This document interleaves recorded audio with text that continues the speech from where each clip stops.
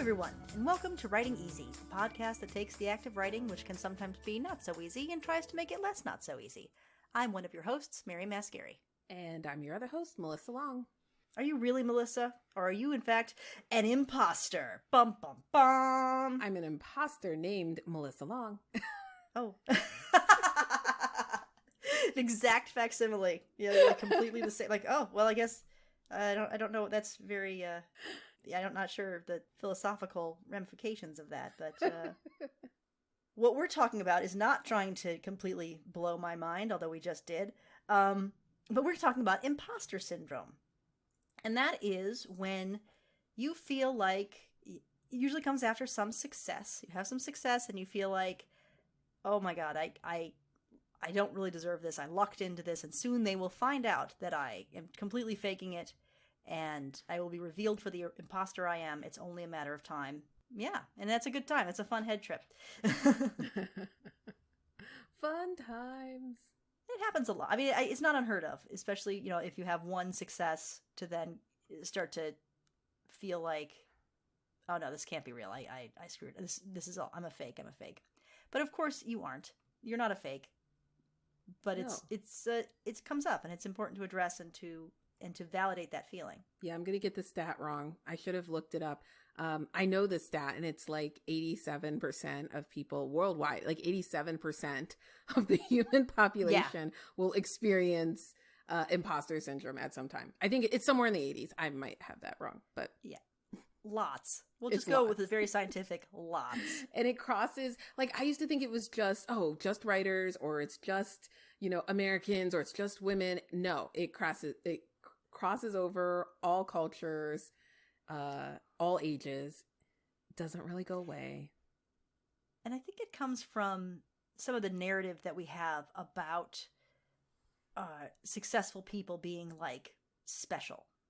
Like there's a certain, like, you're a different breed, and it's a different sort of thing, and you're like, no, it's just me.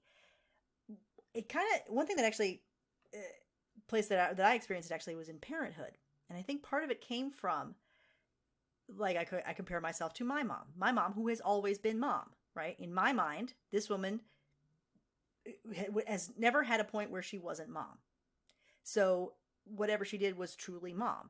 But then when I became a mom, I knew that I was just a person who suddenly became a mom. And therefore I wasn't really a mom, because mom was just mom, And I think that's kind of where it comes from, is this narrative of successful people being a different kind of person. And you're going, I'm not a different kind of person. I'm just a person. Because the truth is successful people aren't a different kind of people. They're just people. People are just people. And it's hard to kind of reconcile those two things in your head. Yeah, it can be very tough, very challenging. I'm not a parent, but I do think that I tend to lean towards the way we're educated. Like, it is the way that culture normalizes certain things, and our education system is very much a zero-sum game, like, and it's very much you do these things and you get an A, and you do these things and you get a B, and it teaches you to think of, like, there is always one right way to do something and a wrong way to do something, and you kind of start to feel like when you become an adult, there is no manual, there's no textbook, nope. And you're like, but am I doing it right? I don't think I'm doing it right, so I must be doing it wrong, because, like, it should be easier, and this other person is doing it and they're having a different kind of success, and we start then doing the comparison thing of my struggle to do this thing, when we only see, like, that 10% of their existence, and that 10% looks perfect, and then we go, well, I must be the fraud because I don't have everything together the way they have everything together. And that is the story of Mary's anxiety. Thank you. Welcome to this dramatic reading of the inside of Mary's head. Thank you for our TED Talk. Yeah, that was awesome. And we've just plumbed the depths of Mary's mental illness. So I what you said is all very true and very right. And it's important to acknowledge the commonality of that, the thought distortion that comes with that, the lack of growth mindset that comes from, all that good stuff. But you were saying before we recorded that this might not always be a bad thing? Yeah, this blew my mind because I've always been anti-imposter syndrome. Yeah. Don't let it get you down. Like the rah-rah, like just team plow through it, ignore it, keep going. And I was listening to another podcast and they said, well, I think imposter syndrome could actually be good. Like everybody experiences it, but as a writer and a creative, when you have that sense of, I have something to prove, it shows up in your writing, whether it's like you push to get a more original idea, or you go through 100 extra revisions, or you spend a lot of time and money investing and making sure it's right before it goes out to the market or to the audience or gets published, or you're trying to pitch it and sell it. They just said like it gives you more fire because you feel like you are trying to prove something to the world and to yourself that rightfully that you are a writer or a good enough writer. And I'm like, ooh, that's an interesting perspective. What do you think about that, Mary? I think that's a really good way to spin it, certainly. Like if you're experienced, because you do have to then believe that you're not an imposter for that to work. But I think that's a good way to spin it. When those feelings come up that say, oh, you're a failure, you're fake, to be able to take that and say, oh yeah, I'll show you, even to yourself, even to your own brain, or to these perceived outsiders that you think are doubting you. I think that's a really good way of flipping those negative thoughts and turning them into something positive and something encouraging. You do have to believe that you are not an imposter, though, for that to work, because otherwise you're going to end up proving, the other way too, right? Like whether you think you can or you can't, you're right. But I like that. I like being able to. I think that's a really good exercise to do, to take that and say, "No, I'll show you." Well, and I don't even know if it's that, if it like comes out of our, I always get these wrong, subconscious. Is subconscious, you're not aware. Right? Yes. You're subconscious. Not unconscious. That's just like. No, that's when you're just asleep. That's. Oh, this is why I have editors. Yeah, you know what? Yeah. I can't do math, but I have a computer that does it, so it's all good. Exactly. I'm like, what does this word mean again?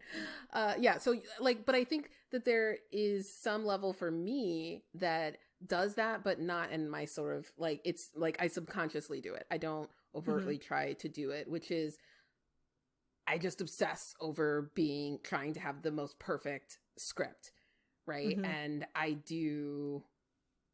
Even though I have polished and edited my script, this is a perfect example. Every single time I send that draft out to someone, I review it again. Like I cannot attach a file and send it without a full read through of the document. And like some people may be like, that's a waste of time, Melissa. It is done. Stop touching it. But on the other hand, it's like, you never know. Like, and sometimes I do find random things and I'm like, oh, I didn't know that was in there. Okay. There's a balance, I suppose. Because like you said, that can be a big time waster. And in fact like for me, I had to get over that because otherwise I would never send it. Right? To be like, oh, I've got a few minutes. Let me send a query off. Oh, wait, you know what? I need to do a whole nother edit. I need to read this again. And then I just would walk away. I wouldn't ever send the query because it wasn't just send the query now. It was revise your entire draft. I'm like, oh my God. So I think you have to find the balance that works for you, which I think that's something we've said over and over again, that none of these things that anyone says is universally true. But I get what you're saying, though. I get what you're is to use that kernel of fear productively. Yeah. Or I think even like pulling out of the sales aspect or the like putting yourself out there, and having that vulnerability, I think there's something to it when you're thinking about the story that you want to tell and the idea that you decide to develop when you're in those initial brainstorming periods, because it can be really tempting to go with the first idea that comes to you. Or, you're brainstorming, and I've done a lot of exercises. I think Donald Moss does this a lot, where he's like, okay, you write 10 things and then you go back and then you write 10 more things and you go back and you write 10 more things. And when you get to that like sort of 30th thing, then you have my permission to sort of go through and figure out what are the good ideas. But I think a lot of us rush into like, nope, that's the reason, or that's the plot. And we're so excited to tell that story. without recognizing that there may be, if it came that easily to you, it came that easily to about 300 other people. Mm-hmm. And if you want an original idea, you have to do that work up front to push yourself. Mm-hmm. Yeah, I hear what you're saying, but I'm reacting differently to that because, and maybe because the way I work, like that development happens as part of the writing process anyway. So I am still doing it. I think I just do it at a different time, in a different way. But yeah, like you. Well, you could do it There's during the first revision. Yeah. Right? Because your first draft is your outline. It's like this. If I am going to give you directions to my house, I need to know where you are. Because if I don't, right, I'm going to say, turn left here. Well, if I don't know that you're east of me, then if I tell you to turn left and you're west of me, then you're going to go further away. But if you're east of me, then I say turn left. Oh, okay, you'll get there, assuming you're facing north. Don't worry about this. And so where some of this stuff of push yourself harder comes if you're at a place where you need to push harder, right? And the stuff of you need to be easy on yourself comes if you need that. As someone who has had a lot of who lives west of push yourself harder, I think that's why I'm reacting badly to that, or not as reacting as well to that, because I already live in push yourself harder land. So if I turn right, I'm going to go even further into that. But if you don't live in push yourself harder land, then you do need to turn right. I don't know. Am I making any bit of sense, or am I completely ranting? Have I gone completely over the edge at this point? I'm just like picturing like a Google Yeah. Maps, like turn this way. No, wait, nope, that way. You have to do a full psychological profile before you can use the GPS. How do you feel about your work? Well, I think this, though, you make a good point, right? It's like you have to know yourself. You have to know your triggers. You have to know how to encourage yourself to produce the right work, the best version of work that you're capable of producing at that time.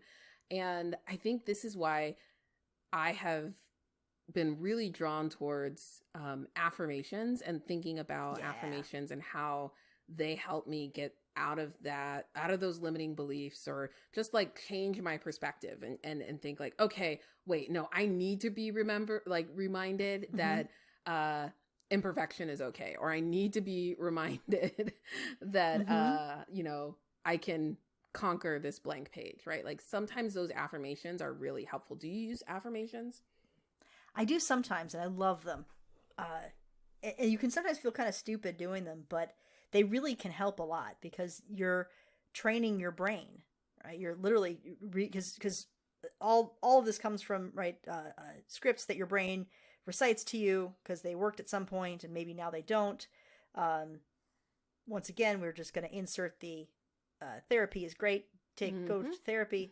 And an affirmation can be a nice way to kind of subjugate some of those scripts that are not good. So yeah, to sit and say, I'm proud of my work. I'm proud of my work. I am proud of my work. It really helps. You're like, yeah, I am proud of my work. All right, let's go. You can't affirm yourself into something you don't believe. You can't just pull yourself up by your bootstraps. That's physically impossible. But they can really help remind you, I think. Yeah, I was on TikTok. So yeah, I was wasting time.